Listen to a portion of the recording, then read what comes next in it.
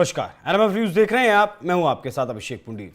6,000 करोड़ रुपए का घोटाला, 500 करोड़ रुपए से ज्यादा एक मौजूदा मुख्यमंत्री पर प्रोटेक्शन मनी के तौर पर लेने का आरोप। महादेव सट्टा ऐप, अभी की ताजी बात नहीं है, लेकिन जिस वक्त छत्तीसगढ़ में चुनाव चल रहे थे उस वक्त एक बम फूटा था। बम था महादेव सट्टेबाजी ऐप का, जिसके मालिक के द्वारा यह आरोप लगाया गया था उस वक्त के मुख्यमंत्री भूपेश बघेल पर कि 508 करोड़ रुपए उन्होंने प्रोटेक्शन मनी के तौर पर उससे लिए। हालांकि वो आरोप सिद्ध नहीं हो सका और भूपेश बघेल को उसमें क्लीन चिट मिल गई, लेकिन कांग्रेसी नेता इस मामले में बुरी तरीके से घिरे थे। अब यही मामला छत्तीसगढ़ से निकलकर पहुंचा है हरियाणा में, और कुमारी शैलजा के ऊपर ऐसे आरोप लगे हैं कि कुमारी शैलजा के होटल्स के जो बिल हैं वो महादेव सट्टाबाजी का जो आरोप है उसमें जो लिप्त एक विधायक है वो बिल पे किया करता। तो चलिए शुरू से मैं आपको एक कहानी समझाता हूं कि जिस तरीके से हरियाणा में विवाद चल रहा है, कांग्रेस के भीतर फूट है, 3 गुटों में कांग्रेस पार्टी बटी है। कुमारी शैलजा, रणदीप सुरजेवाला और सबसे बड़ा धड़ा भूपेंद्र हुड्डा, जो हरियाणा के पूर्व मुख्यमंत्री रह चुके हैं। तो सबसे पहले बात करते हैं राधिका खेड़ा की, जिन्होंने एक ट्वीट किया। उस ट्वीट में उन्होंने कहा कि हरियाणा में 23 सितंबर के दिन मल्लिकार्जुन खड़गे की दोनों रैलियां रद्द हो गई। घर के भीतर का झगड़ा मंच तक पहुंच गया। 11 सितंबर से शैलजा जी प्रचार से लापता हैं। राहुल प्रियंका मान बैठे हैं कि ढूंढने का कोई फायदा नहीं, डूबते जहाज से कूदना ही तो सबका प्लान है। हरियाणा में कांग्रेस का जहाज डूबना तय है। इस राधिका खेड़ा के ट्वीट के बाद एक अपडेट्स नाम के ट्विटर हैंडल से एक और ट्वीट किया गया, जिसमें लिखा गया कि शैलजा जी सुबह गुड़गांव थी, कल शाम को AICC में थी, परसों साउथ एवेन्यू में 67 नंबर बंगले पर थी, कल भी वो वहीं मिलेंगी सुबह 11 बजे। आपको जब भी मिलना हो तो पहुंच जाइए, फिर भी नहीं मिल पाए तो बताइए, हम कुछ प्रबंध करेंगे। वो आपकी तरह ताज और मौर्या में नहीं रहती जो मिलती नहीं है किसी से। इस पर राधिका खेड़ा ने एक बार फिर से जवाब दिया और एक और ट्वीट किया, जिसमें उन्होंने लिखा, मैं ताज में रहूं, शेरेटन में रहूं या फिर गेस्ट हाउस में रहूं, अपना बिल खुद देती हूं। मैंने कभी भी कांग्रेस पार्टी से अपने होटल का बिल नहीं दिलवाया। वैसे बता दूं, शैलजा जी मैरियट में रहती थी और बिल महादेव ऐप का सरगना कांग्रेस पार्टी का विधायक भरता था। यहां इस लाइन पर गौर करिएगा, वहां का बिल महादेव ऐप का सरगना और कांग्रेस पार्टी का विधायक भरता था।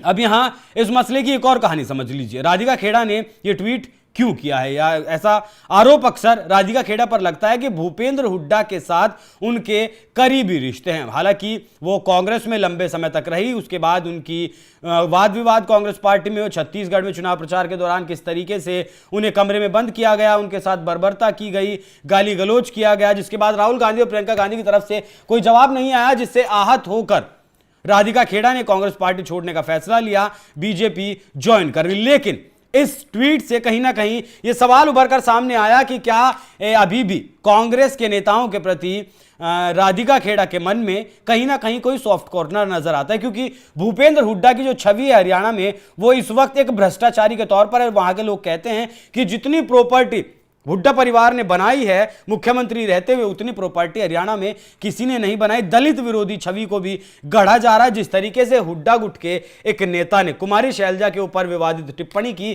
कुमारी शैलजा आपको बता दूं दलित समाज से आती हैं, जिस मुद्दे को बीजेपी ने हाथों हाथ लिया और कहा कि कांग्रेस पार्टी दलित विरोधी है। यहां राहुल गांधी का अमेरिका में दिया गया वो बयान भी जोड़ लिया गया, जिसमें एक पत्रकार के द्वारा सवाल पूछा गया था कि क्या भारत में कभी आरक्षण आप खत्म कर सकते हैं। तब राहुल गांधी ने कहा था कि अगर स्थिति और परिस्थिति ठीक रही तो हम आरक्षण को खत्म करने के बारे में सोचेंगे। यहीं से राहुल गांधी की छवि को दलित विरोधी करने की बीजेपी लगातार कोशिश कर रही है, और हरियाणा में भी हरियाणा की जो कांग्रेस इकाई है उसकी छवि को भी दलित विरोधी करने की लगातार कोशिश कर रही है। लेकिन महादेव सट्टा ऐप के सरगना का जिस तरीके से इस मामले में एंट्री हुआ है, जिस तरीके से मामले में जिक्र आया है और कहा गया है कि कुमारी शैलजा के होटलों के बिल महादेव सट्टा ऐप का सरगना भरा करता था, वो वाकई में एक बहुत बड़ा आरोप है, बहुत गंभीर आरोप है, क्योंकि यह मसला 6,000 करोड़ रुपए के घोटाले का था। आपको बता दूं,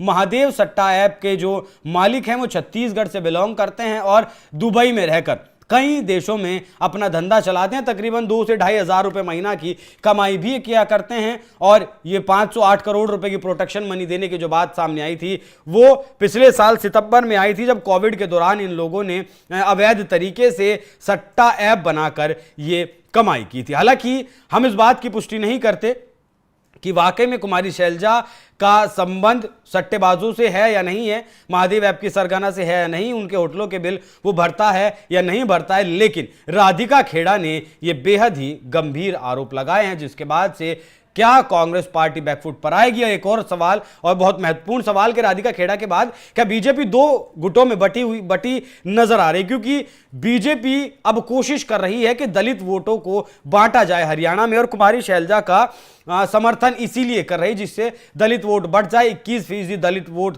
हरियाणा में इस वक्त है, जो पूरा ऐसी उम्मीद जताई जा रही थी कि कांग्रेस पार्टी के पास जाएगा। 17% जाट वोटर है, वो भी कांग्रेस पार्टी के पास जाएगा, जिससे आसान एक जीत कांग्रेस पार्टी की हरियाणा में देखी जा सकती थी। लेकिन यहां इनेलो के साथ मायावती का भी गठबंधन है और चंद्रशेखर आजाद का जेजेपी के साथ गठबंधन है। अब बीजेपी चाहती है कि कांग्रेस के साथ साथ जेजेपी और इनेलो के पास भी कांग्रेस का वोट ट्रांसफर हो, क्योंकि एक सब दलितों की सबसे बड़ी जो चेहरा है मायावती, वो भी इस वक्त हरियाणा में चुनाव लड़ रही हैं, और चंद्रशेखर आजाद जो उभरते हुए दलित नेता हैं वो भी चुनाव लड़ रहे हैं। तो फायदा सीधे तौर पर दलित वोट बंटने से बीजेपी को था, लेकिन जिस तरीके से कुमारी शैलजा के ऊपर आरोप लगाया है राधिका खेड़ा ने, उस तरीके से अब 2 फाड़ बीजेपी होती हुई नजर आ रही है। तो जिस तरीके से घोटालेबाजों से बिल भरवाने के आरोप कुमारी शैलजा पर लगे हैं, उस पर आपकी क्या राय है? अपनी राय हमें कमेंट कर जरूर बताइएगा। नमस्कार।